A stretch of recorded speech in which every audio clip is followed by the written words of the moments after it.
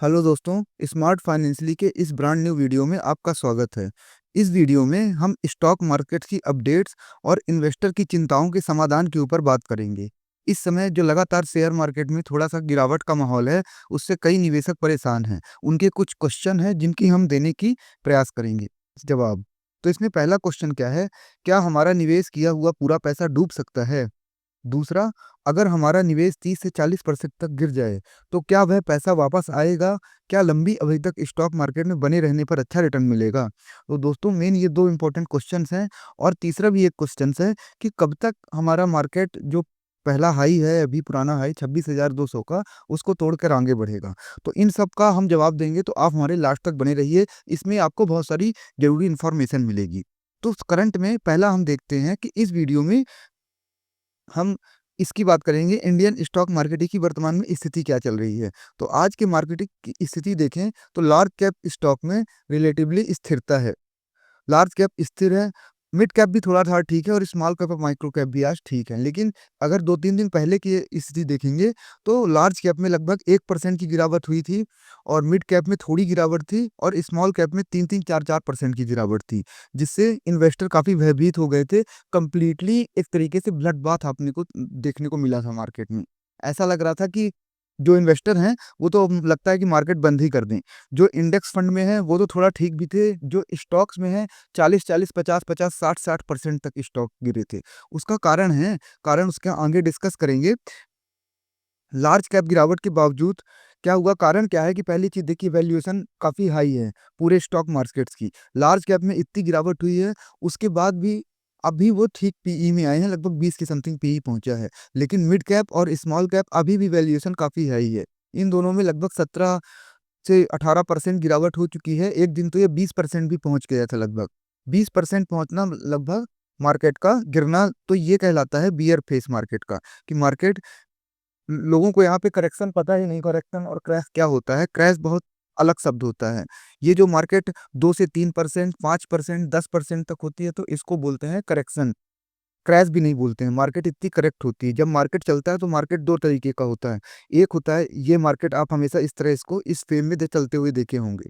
तो मार्केट अगर इस तरह चल रहा है तो मार्केट प्राइस वाइज़ ऊपर जा रहा है। तो मार्केट कभी-कभी इस प्राइस को करेक्ट करने के लिए या तो टाइम करेक्शन करेगा, जिसको एक ही समय पे एक ही लूप में घूमता रहता है, या तो फिर इसके बाद मार्केट क्या करेगा कि नीचे की ओर आएगा। तो इसको अपन गिरावट की स्थिति बोलते हैं। ये टाइम करेक्शन हो गया और ये प्राइस करेक्शन हो जाता है। तो फिर मार्केट इसी तरह बढ़ता है। तो जो गिरावट की है, ये बियर फेस आता है 20%, 30%, उसको बोलते हैं क्रैश आ गया मार्केट में। अभी तो मार्केट अपने आप को करेक्ट कर रहा है अपने प्राइस के हिसाब से। तो मार्केट की गिरावट के आपको कारण समझ में आ गए, क्योंकि मीडियम और स्मॉल कैप में अच्छी खासी वैल्यूएशन है। वैल्यूएशन अभी भी अच्छी खासी है। अगर आपको सही वैल्यूएशन और फंडामेंटल टेक्निकल एनालिसिस क्या होती है, किस आधार पर कब शेयरों को खरीदना है, तो आप हमारी प्लेलिस्ट जाके विजिट कर सकते हैं। हमने डीएमए लक्ष्मण रेखा के ऊपर अच्छे से समझाया है, तो आप वहाँ पे जाके विजिट कर सकते हैं। तो अब मार्केट गिरावट में कुछ और कारण देखते हैं। लार्ज कैप स्टॉक में गिरावट के बावजूद वैल्यूएशन अब आकर्षक हो चुका है। म्यूचुअल फंड्स और एफआईआई यानी कि फॉरेन इंस्टीट्यूशनल इन्वेस्टर ने भी लार्ज कैप में अपना निवेश अब बढ़ाना स्टार्ट कर दिया है। इसके अलावा आरबीआई यानी कि भारतीय रिजर्व बैंक ने बैंकिंग सिस्टम में लिक्विडिटी बढ़ाई है, जिससे बैंक और एनबीएफसीज यानी कि नॉन बैंकिंग फाइनेंशियल कंपनियों के स्टॉक में सुधार देखा जा रहा है। अब थोड़ी सेक्टर वाइज प्रदर्शन की ओर आगे बढ़ते हैं, तो जैसे बैंकिंग और एनबीएफसी में है, इनमें अच्छा प्रदर्शन कारण, क्योंकि लिक्विडिटी बढ़ाई गई है आरबीआई के कारण। आपने देखा होगा कि आरबीआई 3-4 चीज़ें लेके आई है, उसके कारण लिक्विडिटी बैंक में बढ़ गई है। क्या है कि लोग बैंक में पैसा रख नहीं रहे हैं जितना पहले रखते थे, वो सब स्टॉक मार्केट, म्यूचुअल फंड में इन्वेस्ट कर रहे हैं। तो उससे कारण बैंकों में क्रंच आ गया है। तो एक ये भी मतलब गिरावट का एक कारण था हमारे इसमें। अभी क्या हो रहा है कि फरवरी में शायद हो सकता है कि आरबीआई रेट कट भी कर दे। तो एक ये भी अच्छी चीज़ है, इसलिए थोड़ा इनमें सुधार देखा जा रहा है। रियल एस्टेट की ओर देखते हैं, तो इनमें भी सुधार के संकेत हैं, रियल एस्टेट सेक्टर में। कारण वही है, आरबीआई रेट कट करने वाली है और ऑटो सेक्टर में भी रेट कट की उम्मीदों से सुधार के संकेत दिख रहे हैं। रेट कट के संबंध में फरवरी में आरबीआई द्वारा रेट कट की संभावना है, जिससे रियल एस्टेट और ऑटो सेक्टर को फायदा हो सकता है। जो भी मार्केट में जो भी चीज़ें होने वाली होती है, मार्केट उसको पहले ही भाप के उसके अनुसार परफॉर्म कर देता है। तो यहाँ पे आप देख सकते हैं कि इन तीनों सेक्टर में अच्छा प्रदर्शन बन सकता है।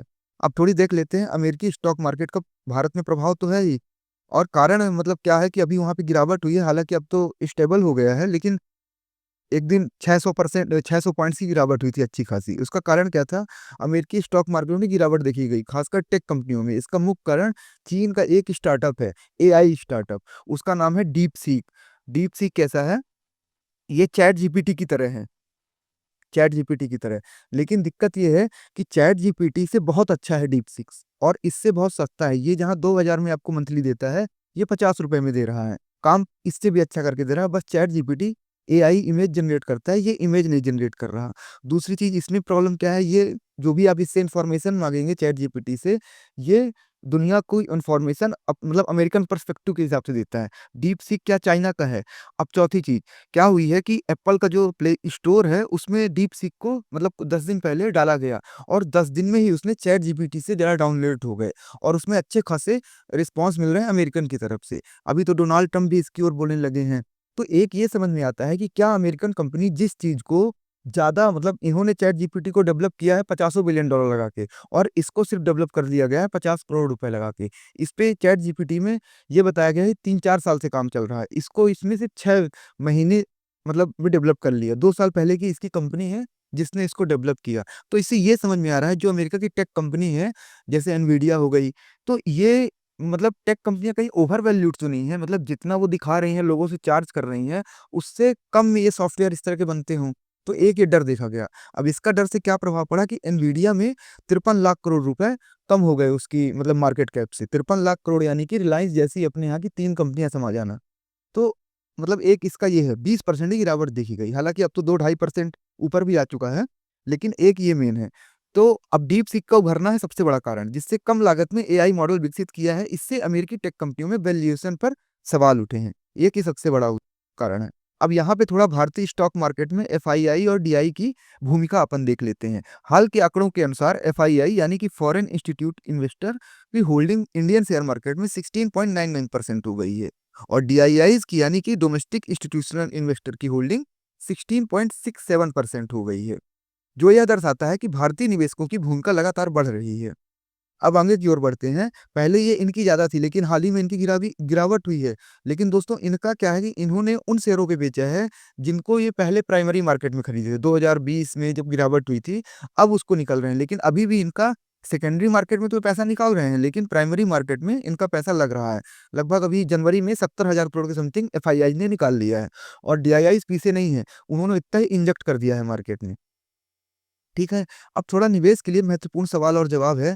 तो जैसे आप कई लोग का सवाल रहता है कि क्या हमारा पूरा निवेश डूब सकता है? तो जवाब है हाँ, लेकिन केवल तब जब आपने कम गुणवत्ता वाले स्टॉक जैसे पेनी स्टॉक्स में निवेश किया हो। अगर आपने अच्छी गुणवत्ता वाले स्टॉक्स या म्यूचुअल फंड में निवेश किया है, तो पूरा पैसा डूबने की संभावना नहीं है। देखिए दोस्तों, अगर फंडामेंटल आपकी कंपनी के सही हैं, लार्ज कैप कंपनी है, निफ्टी मतलब इंडेक्स का पार्ट है, तो आपका उसमें पैसा नहीं डूबेगा। हाँ, आपने किसी पेनी स्टॉक, फंडामेंटल गड़बड़ कंपनियों में कर दिया है। कुछ कंपनियों को तो आप जाके देखेंगे बुक वैल्यू भी 0 है, वो भी ट्रेड हो रही हैं। तो उनमें आपका पैसा बिल्कुल डूब सकता है, एग्ज़ाम्पल भी कई सारे कंपनियों के हैं। लेकिन आपने अगर म्यूचुअल फंड में, इंडेक्स फंड में, इंडेक्स फंड के थ्रू ईटीएफ में और अच्छे से पोर्टफोलियो बनाया है अपना सही फंडामेंटल, तो आपका पैसा डूबेगा कभी नहीं, बल्कि बढ़ेगा ही बढ़ेगा। इनमें आज तक कभी ऐसा नहीं होता कि पैसा डूब गया हो। तो ये क्या है कि कुछ शॉर्ट टर्म में आपको मतलब माइनस में शो कर सकता है, जैसे अभी शो कर रहा होगा, लेकिन लॉन्ग टर्म में इसको ऊपर ही जाना है। तो आप लॉन्ग टर्म और मिड टर्म इन्वेस्टर बने। Long term mid term investor जो मेरा कहने का मतलब है 5 से 10 साल होता है, लॉन्ग टर्म 10 साल से ऊपर। दूसरा क्वेश्चन, अगर निवेश 30 से 40% गिर जाए, तो क्या वह वापस आएगा? जवाब हाँ, मार्केट में गिरावट के बाद रिकवरी होती है। लंबी अवधि में अच्छी गुणवत्ता वाले स्टॉक्स और म्यूचुअल फंड अच्छा रिटर्न दे सकते हैं। लेकिन देखिए दोस्तों, अंतर ये आता है कि अगर कोई स्टॉक 100 रुपए का था, थोड़ी देर के लिए वो गिरावट में 50 रुपए आ गया, तो अब इसको 50 से 100 जाने के लिए ना 100% बढ़ना पड़ेगा। यहाँ पे इसने गिरावट 85% की है, लेकिन इसको 50 से 100 जाने के लिए 100% जाना पड़ेगा। गिरावट होती है, बिल्कुल होती है, लेकिन उससे रिकवरी बड़ी फास्ट होती है, मतलब फास्ट अच्छी खासी होती है। तो मार्केट को लॉन्ग टर्म में जाना ऊपर ही है। अब यहाँ पे आप ये देखिए, आप मार्केट का हमेशा हिस्ट्री उठा के देखिए किसी भी चीज़ को। मार्केट जितना गिरा है उससे ज़्यादा ऊपर गया है। जिस दिन मार्केट बंद हो जाएगा, उस दिन भारत भी बंद हो सकता है। और भारत तो अभी डेवलप्ड नेशन है, 2047 या उसके बाद तक भारत को विकसित होना है, तो हमारा मार्केट बिल्कुल ही ऊपर जाएगा। अब रही बात इसकी कि आपने कैसे स्टॉक्स पे और किस चीज़ों में इन्वेस्ट किया है? क्या आपने अपना पोर्टफोलियो पूरा डाइवर्सिफ़ाई किया है? क्या आपने सही combination small cap, large cap, mid cap हर जगह रखा है? क्या आपने अपने डाइवर्सिफ़िकेशन में इंटरनेशनल कंपनियों को जगह दी है? तो ये सब चीज़ें होती हैं। अगर आपको ये सब चीज़ें सीखनी है तो हमारे चैनल में विज़िट कर सकते हैं, हमने सब पे वीडियो बना दिए हैं। अब निवेशकों की चिंताओं को दूर करने के लिए कुछ तथ्य देखिए, जैसे मार्केट में गिरावट सामान्य है। इतिहास में कई बार मार्केट गिरा है, लेकिन हर बार वापस उठा है। उदाहरण के लिए 2008 के वित्तीय संकट के बाद मार्केट ने तेज़ी से रिकवरी दी थी। 1992 हर्षल मेहता स्कैम के बाद मार्केट ने तेज़ी से रिकवरी दी थी। उसके बाद 2020 में मार्केट में कोरोना के कारण ये रिकवरी दी थी। ये तो मार्केट में अच्छे खासे क्रैश हैं। बीच-बीच में जो अभी चल रहा है वो मार्केट में सिर्फ़ एक करेक्शन है। ये एफआईआई, डीआईआईज़ अपनी पोज़ीशन रोल ओवर करते हैं, अपना प्रॉफ़िट बुक करते हैं, इंडेक्स में पोज़ीशन बढ़ाते हैं, फिर उसके बाद कम करते हैं। ये चलता रहता है। लंबी अवधि में रिटर्न, अगर आपने अच्छी गुणवत्ता वाले स्टॉक्स और म्यूचुअल फंड में निवेश किया है, तो लंबी अवधि में आपको अच्छा रिटर्न मिलने की संभावना है। देखिए, आपने सही डाइवर्सिफ़ाइड पोर्टफोलियो बनाया है, आपने सही तरीके से फंडामेंटल चेक करके कंपनियों में इन्वेस्ट किया है, तो आपको दिक्कत लेने की ज़रूरत नहीं है। आपको पेशेंस से बस बैठने की ज़रूरत है। मार्केट में सबसे बड़ी चीज़ है पेशेंस।